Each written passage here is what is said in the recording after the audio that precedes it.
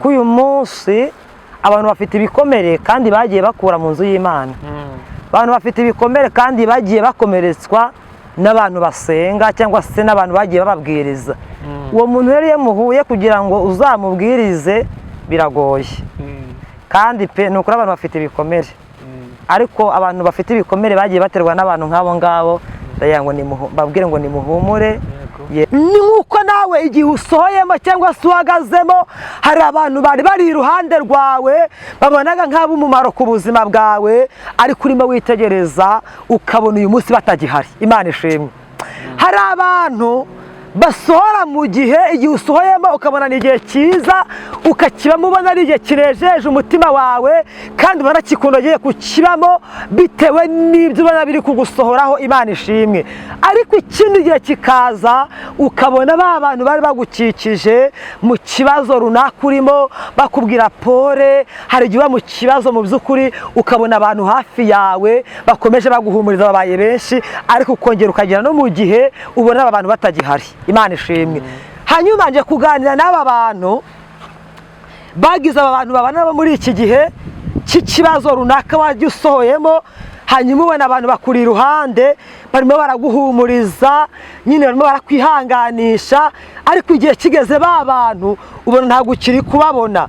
Hanyuma hanyuma rero nawe hari igihe Imana iguhagaritse muri iki gihe urimo witegereza ukabona abantu bari iburyo bwawe n'abari ibumoso batagihari, ariko ntabwo ari urwanga Imana ikwanze, ahubwo iragira ngo irebe urwego ugezeho cyangwa ndetse n'ikigero ugezeho.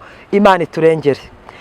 Turebe uko biri buze kugenda. Ese aho ari iki kibazo ko tureba kimutuze biraza kurangira bite? Ese ko turi kureba amaze imyaka ingana gutya abuze urubyaro, ese hari bizarangira bite? Ese kasenga Imana ikavugana nawe kizabikora imyaka ikabibaye myinshi gutya bizagenda bite? Imana ishimwe. Ndagira ngo nkwibutse ngo nubwo Mose agiye kuvuka muri ubu buryo, akavukira ahantu muri iki gihugu kirimo cyihigwamo aba bana bavutse, ariko Mose bitewe na gahunda ngiye mufiteho nk'Imana hari icyo nshaka kuzakorana nawe. Imana ishimwe.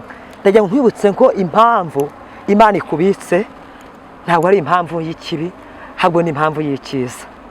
Impamvu Imana ikubitse ni iki Imana iguteguramo, cyangwa se nuko Imana irimo ibona mu minsi izaza uzakorana nayo.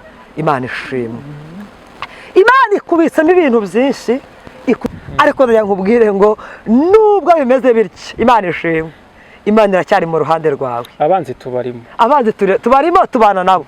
Abanzi tubarimo tubana nabo. Imana ishimwe. Kuko Mose ntabwo uyu mwene wabo yitaye ko yarimo barwanira ishyaka. Oya, ntiyitaye ko yarimo barwanira, ahubwo yahise amubwira ngo mbese wowe ninde wakugize umunyamategeko? Ubundi ninde wakugize umuyobozi? Imana ishimwe. Mwina uri muterera hejuru aramutanga, ariko ndagira ngo nkibutse nubwo bene wanyu bagutanze. Imana ishimwe.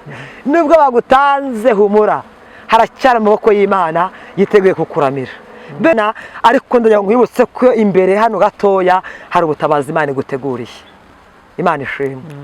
Mbwira abantu munkurikiye ngo ntuterwe ubwoba n'ubuzima uhagazemo uyu munsi ubona budafite ishusho. Imbere gato y'Imana iraza kubuha ishusho mu izina rya Yesu. Ntuza guterwa ubwoba n'igihe cyangwa se n'imyaka myinshi umaze uziringiro bidakoze isoni. Imana twabonye ikiza indwara. Imana twabonye. Imana ishimwe.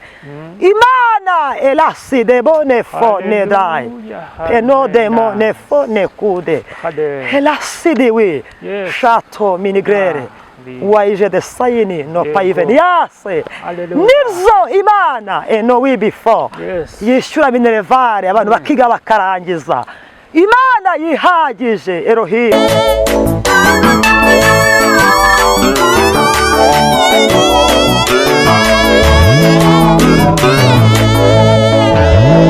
Reka tubasuhuze mwebwe mwese mudukurikira kandi mukurikira Umuremyi TV. Imana nibaha umugisha aho muri hose mutuye mu Rwanda, mutuye mu majyaruguru, amajyepfo, burengerazuba n'iburasirazuba, abari hanze y'igihugu, i Burayi, muri Amerika, muri Canada. Turabashuhuje mwese. Imana ibarinde, Imana ibakomeze. kandi bayobore igihe cyose. Uyu ni wa mwanya mwiza twumvamo ijambo ry'Imana. Uyu munsi twateguriye umukozi w'Imana ufite amavuta. Reka tubasabe mudukurikiye ku Muremyi TV, mukanda subscribe, like, comment byose, kuko like zituma benshi cyane bumva ikiganiro, kandi ikiganiro cyiza cyane kivuga butumwa kugira ngo abantu babashe gukizwa, kuko niyo ntego yacu dufite. Namwe rero iyo mubikoze tuba dufatanyije kuvuga ubutumwa, kandi nibyo byiza muri iki gihe, nicyo kituraje ishinga. Ntabwo ari amafaranga aturaje inshinga, ahubwo nivuga butumwa nayo kandi abonetse nta kibazo, kuko turi mu isi, dukeneye kurya, dukeneye kwambara byose, ariko nabyo biba bikenewe. Ariko nivuga butumwa riba rikenewe, kuko iyo umuntu umwe yihannye mu ijuru barishima, kuko natwe nibyo tuba dushaka. Imana rero nibaha umugisha aho muri hose. Reka twakire umukozi w'Imana muri uyu mwanya. Nibwo bwa mbere tumwakiye ku Muremyi TV, aratwibwira, namwe mumenye, muzajya mumubona kenshi cyane. Sinzi wenda nibyo ra cyangwa ugiye guhita usezera? Oya, nibyo nta kintu bitwaye. Ntabwo twahita dusezera, turahari. Ubwo mugiye kumwumva rero, abazamwumva mwese muzatubwira uko bizaba bimeze, niba azaba afite amavuta azagaruka, niba ashaka kuzagaruka. Ariko ndabizi neza kuri cano Umuremyi TV ntago nzanaho babandi nyine, oya, nzana abavuga butumwa bafite umwuka w'Imana. Reka tumusabe dusuhuze. Murakoze cyane kutwakira. Imana ibaha umugisha. Ngerijwe. Amazina ni Muhimpundu Eveline. Ndabasuhuje mu izina rya Yesu. Abantu mwese munkurikiye, abari mu Rwanda, abari hanze yarwo, ndabasuhuje. Navuga ngo amahoro y'Imana nabane namwe mu izina rya Yesu. Mugira amahoro, uko umugisha w'Imana ube muri mwebwe mwese muduteze amatwi. Tugiye kuganira ku ijambo ry'Imana, niyo mpamvu tumye turi aha ngaha. Ikiduteranirije aha ngaha kuri iyi cano yacu ni ukugira ngo tubwirane cyangwa se duhumurizanye mu ijambo ry'Imana, kuko abantu tuba twaragiye duhura n'ibintu byinshi, tuba twaragiye twumva bitagiye binezeza imitima yacu. Ariko ndagira ngo tuganire kuri iri jambo ry'Imana tugiye gusoma mu kanya, rize kunezeza umutima wawe nk'uko riri kunezeza uwanjye muri ino minsi. Ndari mvuze ngo reka mbasuhuze rero. Imana iduhane umugisha mu izina rya Yesu. Umukozi w'Imana, nawe Imana iguha umugisha, kandi ni ukuri ni byiza cyane kuba tukwakiriye ku Muremyi TV. Murakoze cyane. Nari naragushatse narakubuze, ariko isaha ni iyi ngiyi. Ariko nari impari buri bishyiramo imbaraga waramboye. Kugufatisha ntago biba byoroshye, ariko haba hari impamvu. Icyo nicyo gihe. Inzira z'Imana cyangwa isaha y'Imana iyo igeze birakunda. Yego. Ubwo no kuvuga ngo iyi saha niyo yo. Yego. Ariko sinzi niba uri umukobwa, niba uri umudamu, ntago tubizi. Wenda birashoboka ko hari abakubona bakavuga ati se ndi umubyeyi. Uri umubyeyi. Yego. Ndi umubyeyi. Ni umubyeyi, niko atubwiye, nta kibazo. Uriya ni umubyeyi kuko afite abana babiri. Wabitubwiye? Yego. Ndi umubyeyi, mfite abana babiri. Mfite abana babiri. Mukozi w'Imana, tukwakiriye ku Muremyi TV. Murakoze cyane. Wowe iyo urebye muri iki gihe uri umukozi w'Imana, iyo urebye ivugabutumwa cyangwa umurimo w'Imana ubona bimeze gute? Ubona abavugabutumwa bene wanyu mukorana umurimo w'Imana, wenda simbizi niba mukorana umurimo w'Imana cyangwa ukawukora wenyine, ubona bimeze bite umurimo w'Imana aho ugeze? Abantu ntabwo bumva ibintu kimwe. Yego. Ibi bintu imyaka mbimazemo ntabwo ari mishya, ariko nta nubwo ari myinshi. Ni nk'ingahe? Jye nakijijwe mfite imyaka 18.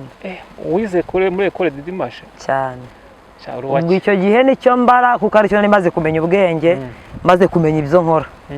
Hanyuma indi myaka iri hasi yayo rero nari ntarasobanukirwa ibyo ari byo, hari ukuntu umuntu aba mu bintu ariko atabisobanukiwe. Hanyuma rero iyo myaka niyo navuga ko nari maze gusobanukirwa ibintu ndimo nyirizina, kuko aribwo nari maze kwakira umwuka wera muri njyewe, maze kumenya agaciro k'umwuka wera n'icyo amaze muri njyewe.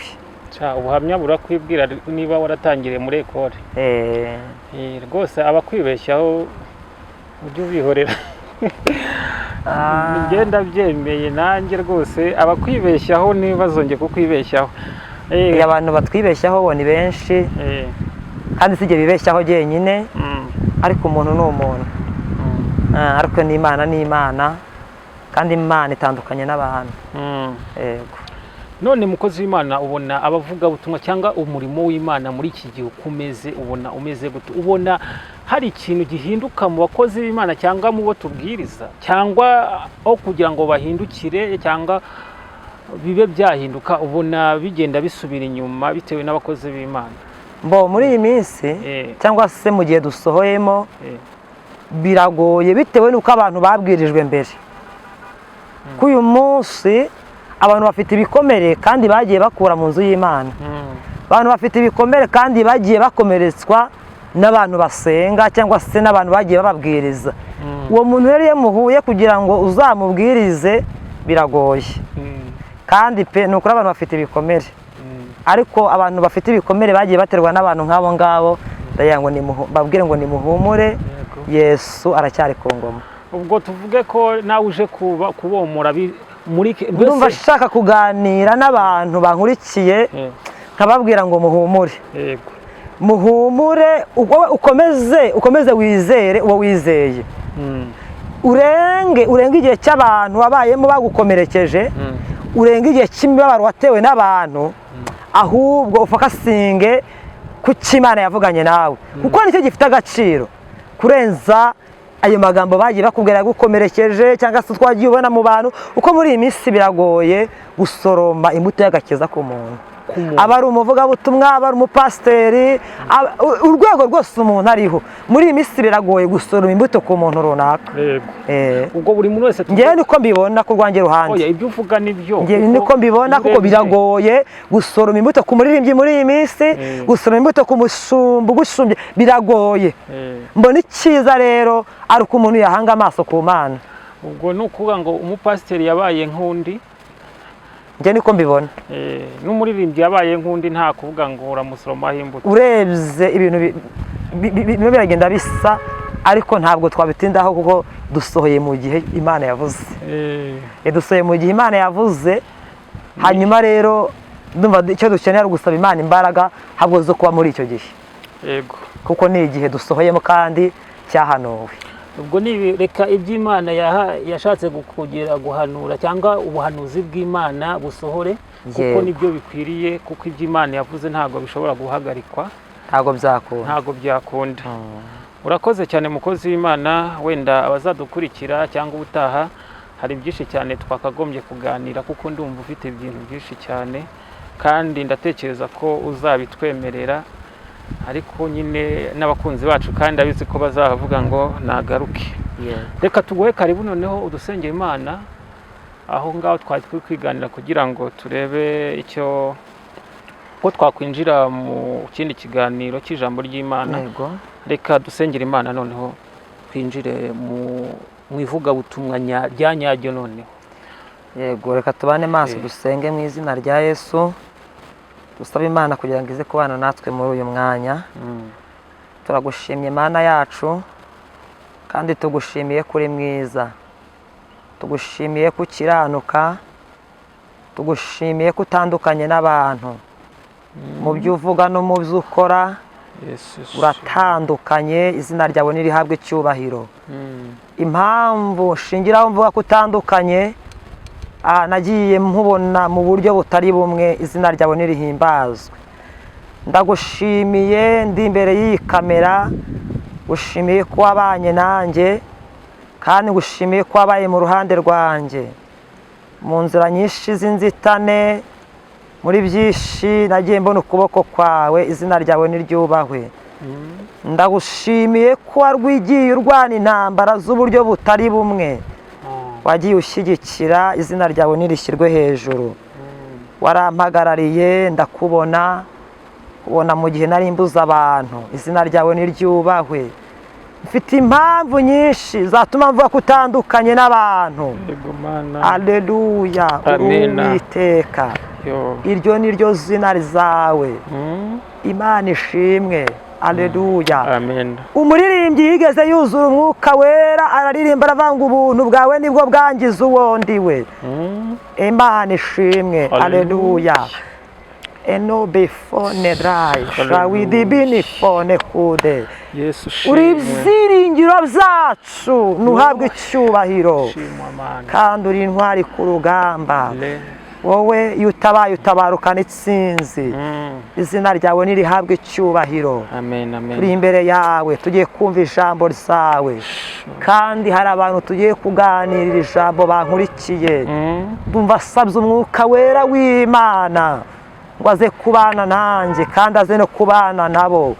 Iri jambo rize kunyubaka kandi nabo ribubaka mu izina rya Yesu Kristo. Ubuntu bw'Imana buherekeje ijambo mu izina rya Yesu Kristo buze kubana n'abera b'Imana kandi imikorere y'Imana ize kugaragara mu izina rya Yesu Kristo.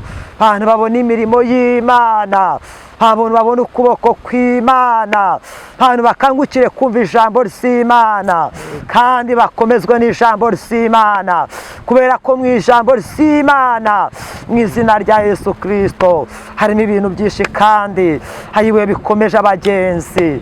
Mu izina rya Yesu Kristo uduhagarareho Yesu kandi ubane natwe tumeje n'imbaraga z'umwijima mu izina rya Yesu. Bwami bw'abadayimoni ndabushenye, hamagaye Imana rubasha, hamagaye Imana rurema mu izina rya Yesu. Igira ikirema ikagikomeza, nizibane natwe muri uyu mwanya mu izina rya Yesu Kristo. Bwami bw'Imana bwubakike mu mitima y'abera. Urakoze Uwiteka, ngaho ngwino ubane natwe kandi uganze mu izina rya Yesu.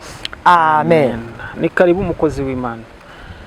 Reka dufatanye dusome ijambo ry'Imana. Tugiye kwiganira ku ijambo ry'Imana riri mu gitabo cyo Kuva, ibice byaho ni 2. Turahera ku murongo waho wa 2 dusome 3 na 4 na 5. Niturangiza tuganire ku ijambo ry'Imana kandi ndabizi neza ko turi buze kugubwa neza kandi turaza kunezerwa kuko ijambo tugiye gusoma ni ijambo riri buze kugukomeza mu izina rya Yesu. Amen. Ijambo ry'Imana riri mu Kuva ibice 2. Hera ku murongo waho wa 2 3 4 5. Turaganira mu izina rya Yesu. Reka dusome mu izina rya Yesu. Kuva ibice 2 umurongo wa 2. Yego. Uwo mugore asama inda abyara umuhungu. Yego. Maze abonye ko ari umwana mwiza, yego, amuhisha amezi 3. Yego. 3. Ananiwe guhora amuhisha amuhera akato gapfundikiye mu ntamyi. Yego. Agasiga ibumba n'ubushishi, yego, ashyiramo uwo mwana. Yego. Agashyira mu rufunzo rwo ku nkombe y'uruzi. Yego. 4. Mushiki we aramwitarura, yego, ngo amenye ikiri mu bumeho. Yego. 5. Umukobwa wa Farawo, yego, amanurwa no kwiyuhagira mu ruzi. Abaja be bagendagenda ku nkombe y'uruzi, abona ka kato rufunzo, atuma umuja we ukazana. Amen. Amen. Reka tuganire kuri aya magambo y'Imana mu izina rya Yesu kandi ndabizi neza ko turi buze gufashwa mu izina rya Yesu. Ahangaha dusomye amagambo y'Imana. Izi ni inkuru za Mose tugiye kuganiraho. Imana iduhana umugisha. Birashoboka ko nawe uhagaze mu gihe cyangwa se usohoye mu gihe nk'icyo Mose yararimo muri iki gihe. Imana ishimwe. Ntabwo nzi igihe uhagazemo, nta nubwo nzi igihe usohoyemo, ariko tugiye kuganira ku nkuru za Mose. Mose uyu nguyu ni umwana wavutse, avuka mu gihe kigoye kandi avuka mu gihe yari afite abanzi bari kumuhiga. Imana ishimwe. amen. Hanyuma uyu mubyeyi nawe nyina wa Mose yamutwise mu gihe cyari kigoye, cyari igihe cyo guhigwa kw'abana b'abahungu barimo bavuka muri icyo gihe bitewe n'isezerano cyangwa se n'ikimana yari yaravuze muri icyo gihe. Imana ishimwe. Hanyuma ngo uyu Bibiliya yatubwiye ngo uwo mugore, Imana ishimwe, ngo asama inda aratwita. Imana ishimwe. ngo nuko amaze gutwita abyara umwana w'umuhungu. ngo amaze kubyara umwana w'umuhungu ngo amwitegereje abona ni mwiza. Imana ishimwe. hanyuma yitegereje ubwiza bw'uyu mwana abona adakwiye kumutanga, kuko iki gihe cyari igihe cyo guhigwa kw'abana b'abahungu, kuko ngo cyari igihe hari harasohotse ubuhanuzi buvuga yuko hagiye kuzaboneka umucunguzi cyangwa se umwami uzasimbura ubwami bwari bw'icyo gihe. hanyuma ngo Mose amaze kuvuka, nyina ngo amwitegereje abona ni umwana w'umuhungu ariko mwiza. Imana ishimwe. ntabwo ari uko muri icyo gihugu hatavukaga abana beza, ase ko no mu gihe aba bantu bananiwe, Imana ntabwo inaniwe ku buzima bwawe. Imana ishimwe. abantu bananiwe gukora ku buzima bwawe, Imana iracyafite gahunda nziza ku buzima bwawe. umugambi w'Imana uracyakomeje. Imana idutabare. nuko ngo Mose nyina arambiwe guhora amuhisha, akora akantu katagaragaye neza, ariko kuko yabonaga nta bundi buryo, yabonaga nta kundi yabigenza, ngo arangije ngo aboha akato ngo amaze kukaboha ngo agasiga ubushishi, ngo arangije amaze kugasiga, ngo arangije afata Mose amushyiramo. mwibutse ko nyina wa Mose nubwo yari amaze kunanirwa kumuhisha akamubohera aka kato, ariko yarafashe ibintu navuga ko ari nk'uburinzi. bwa burinzi arabufata bushyira kuri ka kato, bitewe naho yari agiye kumushyira. aravuga ngo nubwo ngiye kumushyira muri aka kato, ariko hari aka kato ninkabohesha ubushishi cyangwa se agahoma, ntabwo amazi ari bugire gute, ari buze kumugeraho. yamuboheye aka kato akamushyiramo, ariko atari uko amwanze, amuhera aka kato akamushyiramo, ariko atari uko amwifuriza ikibi, amuhera aka kato akamushyiramo, atari uko yifuza ko Mose yapfa, ahubwo yabonaga nta bundi buryo ari buze gufashamo Mose. Imana idutabare. hanyuma mwibutse ko aka kato nubwo yakamuboheye akamushyiramo, amaze kugashyira mu rufunzo, ntabwo yagiye kure hahandi yamushyize. Imana iturengere. yagumye bugufiya bwe, aravuga ngo reka nze kureba ikintu kiri buze kuba kuri Mose. Imana ishimwe. hanyuma rero nawe hari igihe Imana iguhagaritse muri iki gihe, urimo witegereza ukabona abantu bari iburyo bwawe n'abari ibumoso batagihari, ariko ntabwo ari urwanga Imana ikwanze, ahubwo iragira ngo irebe urwego ugezeho cyangwa ndetse n'ikigero ugezeho. Imana iturengere. nuko ngo Mose bamushyira muri ako kato, nyina amaze kukamushyiramo ngo amushyira mu rufunzo. amaze kumushyira mu rufunzo, nuko ngo mushiki wa Mose arangije ngo aramwitarura. Imana iturengere. Aleluya. birashoboka ko aba bantu mwari muri kumwe nawe ahantu uhagaze, nubwo bahagushyize barimo baravuga ngo reka turebe, barakwitaruye barimo baravuga ngo reka turebe ubundi niki kiri buze kumubaho. Imana ishimwe. nk'uko mushiki wa Mose yamwitaruye, aravuga ngo reka ndebe ikintu kiri buze kuba kuri Mose, ubundi Mose biraza kugenda gute, ikibazo Mose arimo ubundi biraza kurangira bite. Imana iturengere. hanyuma mwibutse ko nawe ikibazo urimo hari abantu bakwitegeye.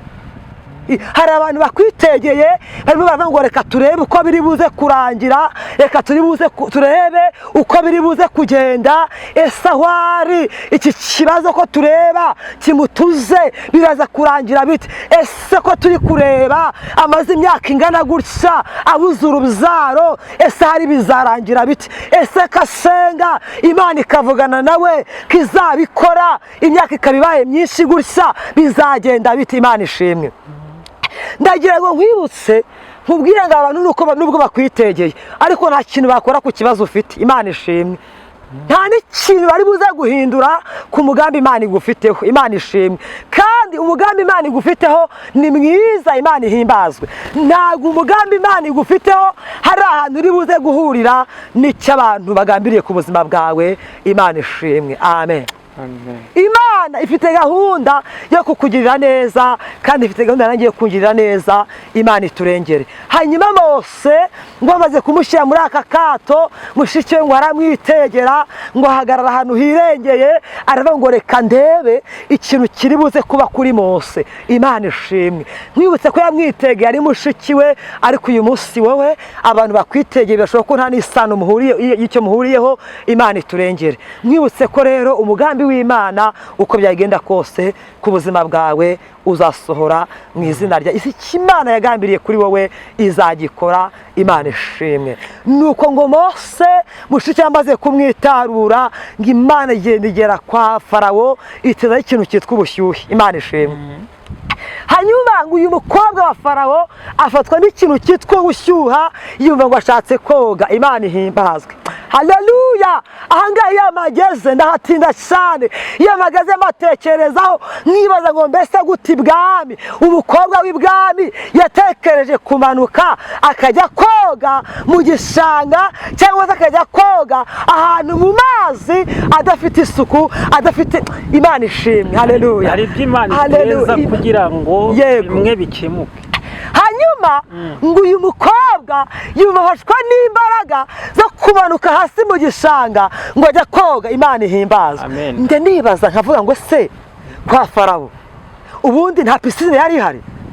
Ese kwa Farawo witumenyereye ko abantu batse amazu yabo neza, barayubaka bagashyiramo n'amadushe yo mu nzu, umuntu agasohoka mu cyumba cye yinjira muri dushe, yamara koga agasohoka muri dushe yinjira. Hari n'abonye byose babisoreza hehe? Babisoreza muri dushe.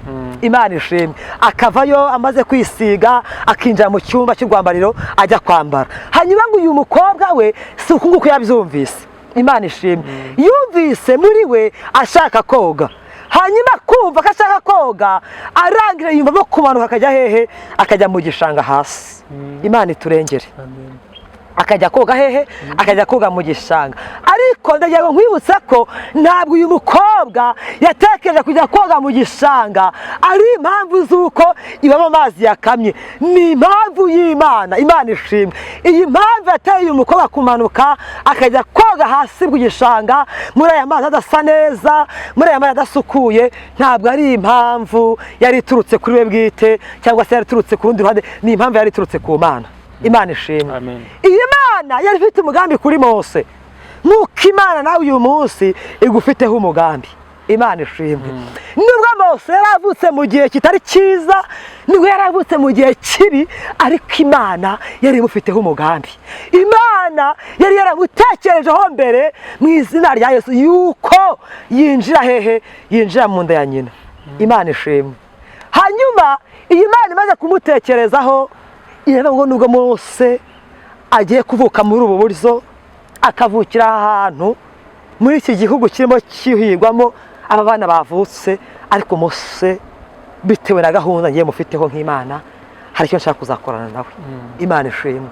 Ndagira ngo nkwibutse ko impamvu Imana ikubitse ntabwo ari impamvu y'ikibi, ahubwo ni impamvu y'icyiza.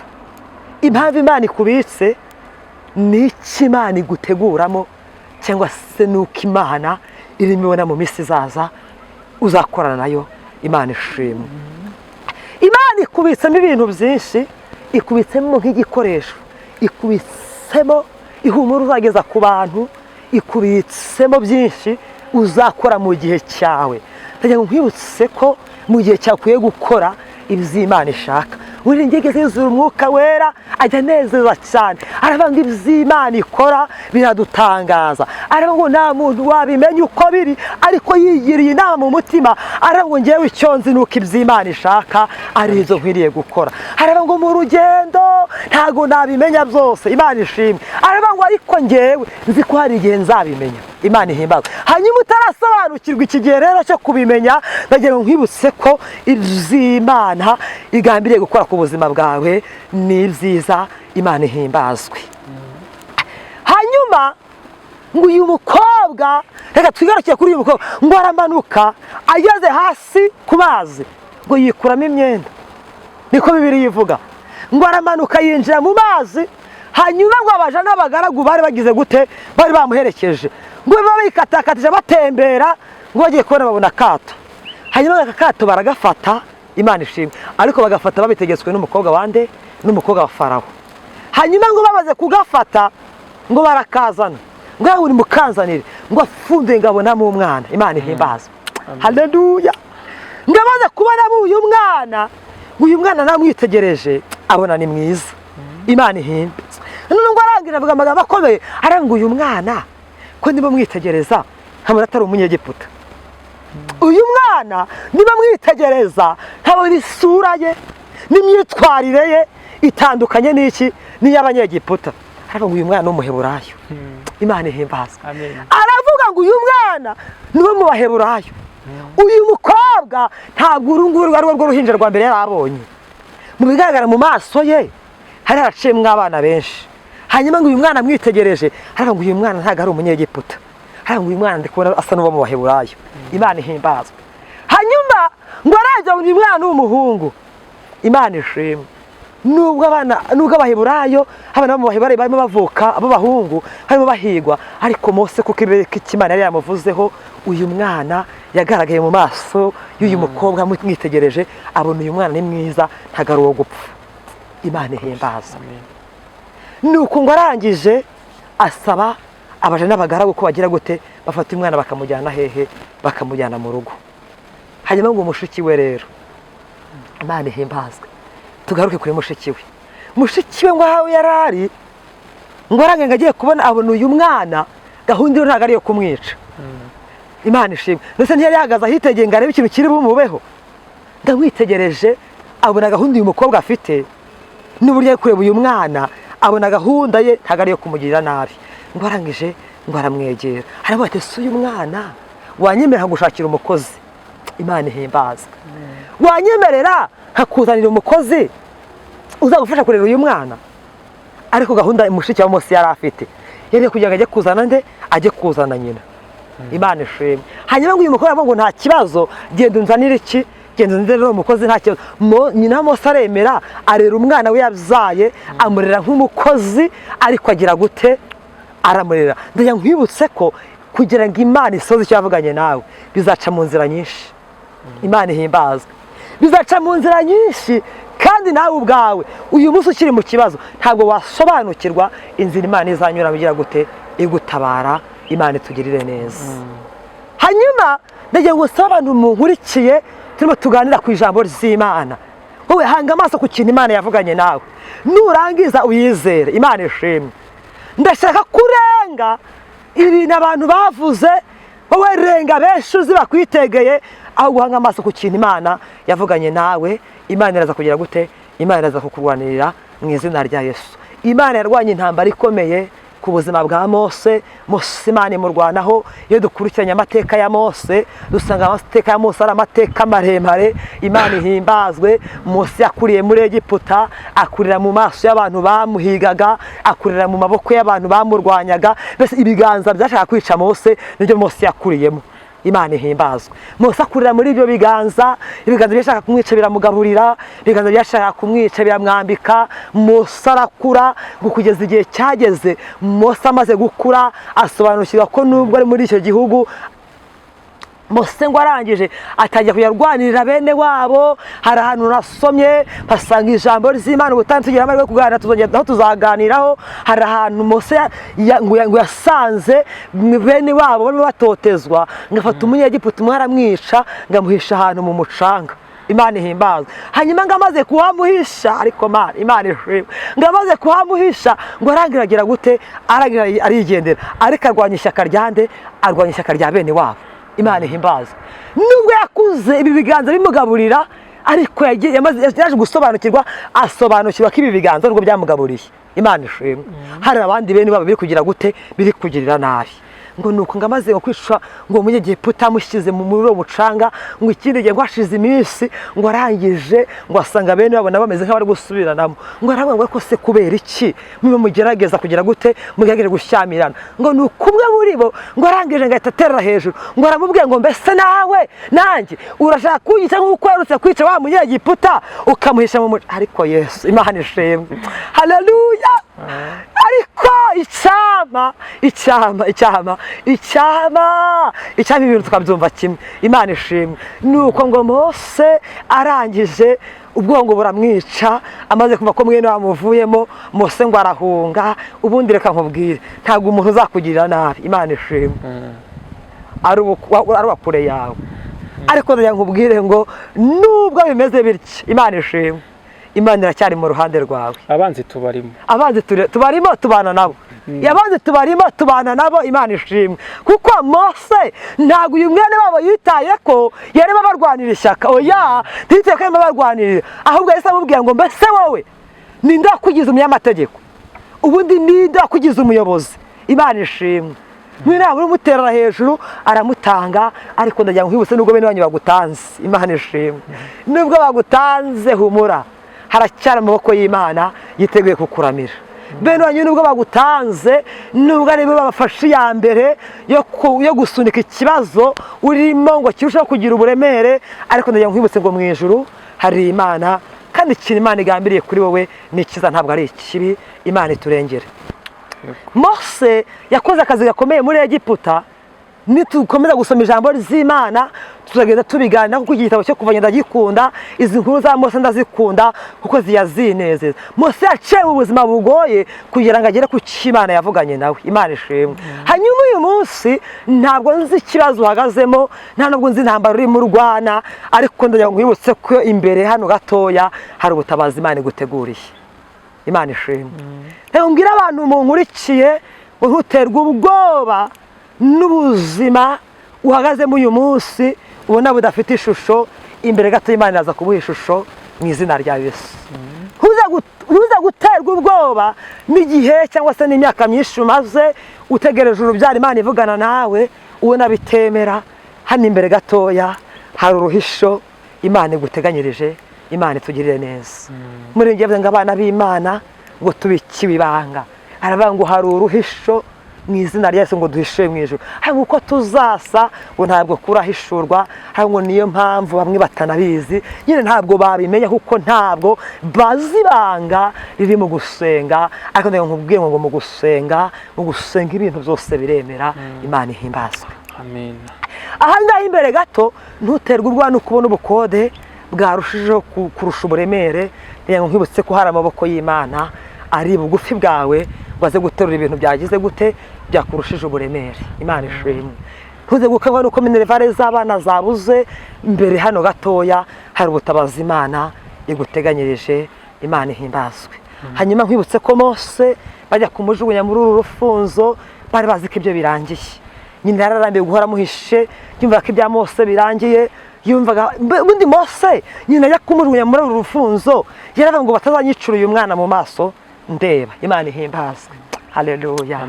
Yaravuze ngo reka uyu mwana bitewe n'ubwiza mbona afite batazamuyicira mu biganza cyangwa se bakamwica ndeba, reka mujugunye kure agenda aho ntareba, azapfa ntari kubireba. Nyina ya Mose ntagaruka yari yanze Mose, ahubwo yirindaga umubabaro azagira abonye bicuye umwana ari kureba.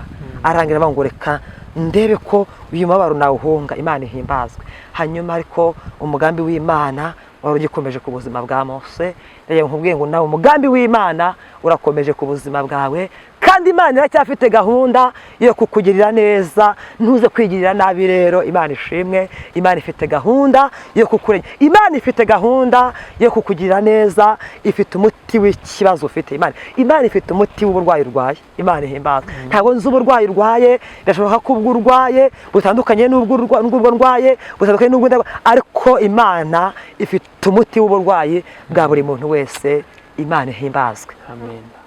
Imana ifite igisubizo cy'ikibazo ufite, uburemere cyaba gifite bwose uko bwaba bungana. Imana ifite gahunda yo kukugira neza. Nkunda kubwira abantu ngo Imana ibasha gukora yavuze igakora itanavuze. Amen. ntabwo ari ngombwa ko Imana ivuga, Imana ihimbazwa. No mu ijambo iba yavuganye natwe, Imana ishimwe. Imana ibasha gukora yavuze, igakora itanavuze. Ariko ngo ntangariza abantu ngo mu buryo bw'Imana, Imana ifite gahunda nziza ku bantu bayo kandi bayizeye bakayiringira.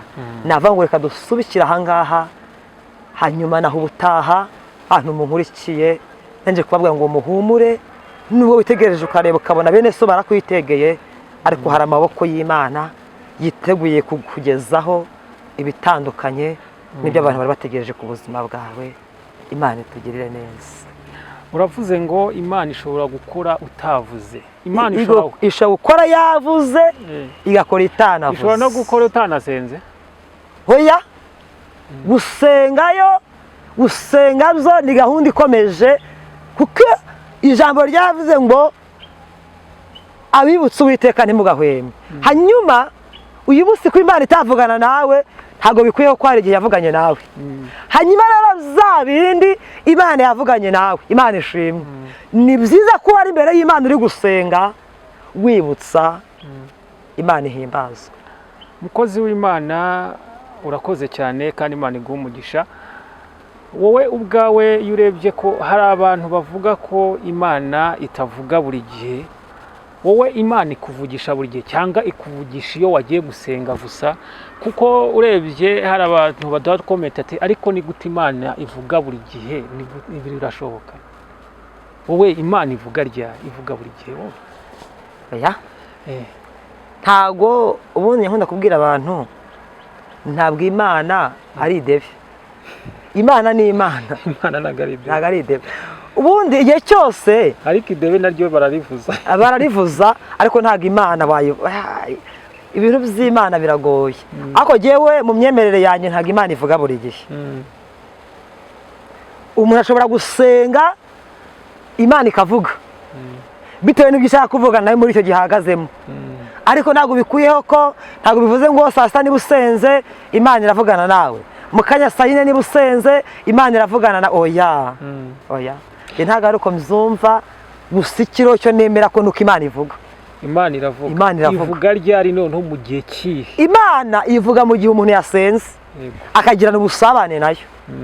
Buriya uzacungira kumwe n'inshuti yawe, mushaka gutangira uganira n'inshuti yawe, mukaganira gake ubona ibintu bitarimo neza, ariko igihe kikagera ikiganiro cyamara gushuha ukabona yatangiye guseka, ukabona yatangiye kukuganiriza, yatangiye kwisanzura, yatangiye kukubwira, mbese ukabona hari ibintu bidasanzwe biri hagati mu kiganiro. Hanyuma n'Imana rero ntekereza ko ivugana n'umuntu mu gihe umuntu yagiranye ubusabane nayo, yasenze akabana n'Imana. Imana ivugana n'abantu basenze bakaba imbere yayo bakabana nayo.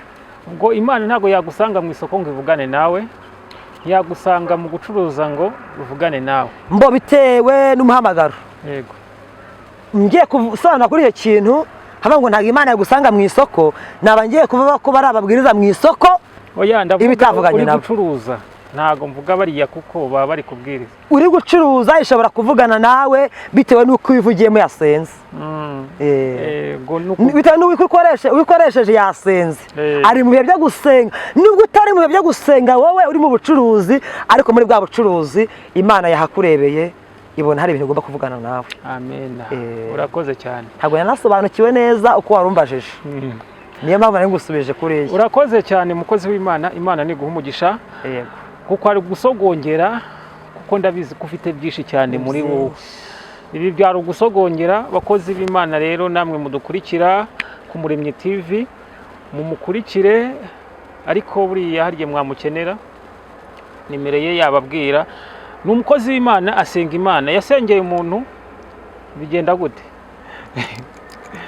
Bo ntabwo ngiye nkunda kwiyamamaza. Oya, ntago ari kwiyamamaza, ni imirimo y'Imana. Twagiye twarasenze.